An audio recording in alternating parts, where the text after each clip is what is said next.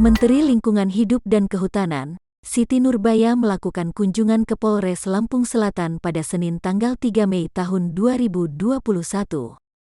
Dalam kunjungan ini, Siti Nurbaya melihat 2 ekor orang utan anakan hasil tangkapan tim gabungan di Pelabuhan Bakauheni pada tanggal 27 April lalu.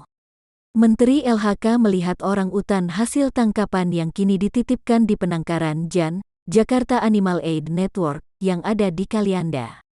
Pada kesempatan itu, Siti Nurbaya mengatakan, dirinya mendapatkan informasi adanya penangkapan upaya penyelundupan orang utan di Pelabuhan Bakauheni pada tanggal 27 April lalu.